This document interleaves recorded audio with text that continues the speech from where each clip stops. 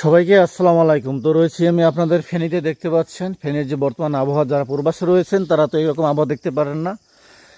তারা চিন্তা করতেছেন যে আমাদের এলাকার যে ফেনীর যে বর্তমান গ্রামের যে বৈচিত্র্য, যে সিনারিটা, বর্তমানে ফসলের মাঠের কী অবস্থা, ধান ফুলে বের হয়েছে কি না, বা আমাদের এলাকার যে একটা সকালবেলা আমরা হাঁটলে যখন বাড়িতে ছিলাম যে একটা আবহাওয়া দেখা যাচ্ছে, সেটা আসলে এখন কী রকমের, যে আমাদের সেই সোনালী গ্রামের সিনারিটা আমার দেখার একটু ইচ্ছা। তো যাদের ফেনী এলাকাতে বাড়ি রয়েছে তাদের জন্য বলছি, আপনাদের এলাকাতে রয়েছে দেখতে পাচ্ছেন এখন।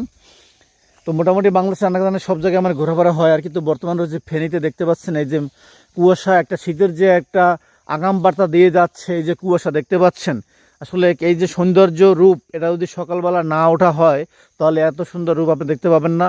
তো রয়েছি দেখতে পাচ্ছেন ফসলের মাঠের কাছে, এই যে ধানগুলো ফুলে ফুলে বের হয়েছে দেখতে পাচ্ছেন। কিছুদিন পরেই ধানগুলো পাকবে, পাকার পরে কৃষকরা আর কি কেটে নিয়ে যাবে, তাদের আনন্দের আর শেষ থাকবে না।